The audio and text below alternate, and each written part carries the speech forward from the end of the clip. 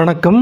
இந்த வீடியோவில் மதுரையில் இருக்கக்கூடிய இம்மையிலும் நன்மை தருவார் கோயிலுடைய வரலாறை பற்றி பார்க்க போகிறோம். இந்த இன்மையிலும் நன்மை தருவார் யாருன்னு சொல்லி கேட்டால் நம்முடைய சிவபெருமான் தான். எந்த ஒரு கோயிலில் சிவபெருமானுடைய பேரே இப்படி வித்தியாசமாக இருக்கே அப்படின்னு நமக்கு ஒரு ஆச்சரியமாக தோணலாம். இம்மை மறுமை இந்த ரெண்டுக்குமான வேறுபாடை நம்ம புரிஞ்சுக்கிறணும்.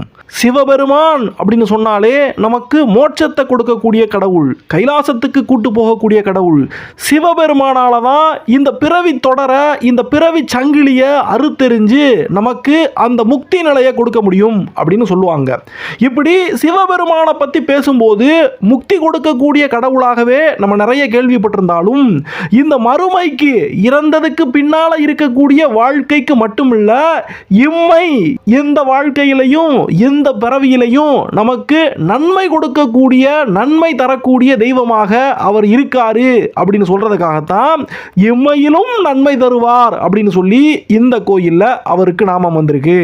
இந்த கோயில் எங்க இருக்கு அப்படின்னு சொல்லி கேட்டா, மதுரைக்கு மத்தியில மீனாட்சி அம்மனுடைய கோயில் இருக்குதே, அந்த கோயிலுக்கு ரொம்பவே பக்கத்துல மேலமாசி வீதியும் தெற்கு மாசி வீதியும் சேரக்கூடிய அந்த ஒரு இடத்துல தான் இம்மையிலும் நன்மை தருவார் அப்படின்னு சொல்லப்படக்கூடிய இந்த கோயில் இருக்கு. இப்போ நமக்கு ஒரு விஷயம் தெரியலாம். மீனாட்சி அம்மன் கோயிலுக்கு பக்கத்திலேயே இந்த கோயில் இருக்கிறதுனாலயே வெளியூர் மக்களுக்கெல்லாம் இந்த கோயிலை பத்தி பெருசா தெரியாது. ஆனா உள்ளூர்காரங்களுக்கு இந்த கோயில் பத்தி தெரியும். யாராவது வெளியூர்ல இருந்து வந்தாங்க அப்படின்னு சொன்னாலும் பெரிய கோயிலாக இருக்கக்கூடிய மீனாட்சி அம்மன் கோயிலை மட்டும் பார்த்துட்டு போயிடுறாங்க. ஆனா அவங்க கண்டிப்பா இந்த இம்மையிலும் நன்மை தருவார் கோயிலுக்கு ஏன் வரணும் அப்படின்னு இந்த வீடியோல விலாவரியா பார்க்க போறோம். மீனாட்சி அம்மன் கோயில் மதுரையில் மிகப்பெரிய கோயிலாக இருந்தாலும், இந்த கோயிலில் இருக்கக்கூடிய மீனாட்சி அம்மாவும் சொக்கநாத பெருமானும் வருஷத்தில் ஒரு தடவை எந்த இம்மையிலும் நன்மை தருவார் கோயிலுக்கு வந்து இங்கே இருக்கக்கூடிய சாமியை கும்பிட்டுட்டு போகிறாங்க. அப்படின்னா எந்த அளவுக்கு இது முக்கியமான கோயில் அப்படின்னு நம்ம புரிஞ்சுக்கிறணும். அதே நேரத்தில் நமக்கு இன்னொரு சந்தேகமும் வரும். மதுரை மீனாட்சி அம்மன் கோயிலில் இருக்கக்கூடிய சொக்கநாத பெருமான் யாரு? வேற யாரும் கிடையாது, சிவபெருமான் தான்.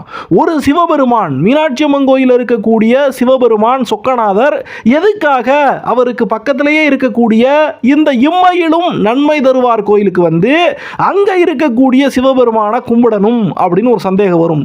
சிவபெருமான் ஏன் அவரே கும்பிடணும் அப்படிங்கிற அந்த ஒரு கேள்விதான் இந்த கோயிலுடைய முக்கியமான வரலாறு.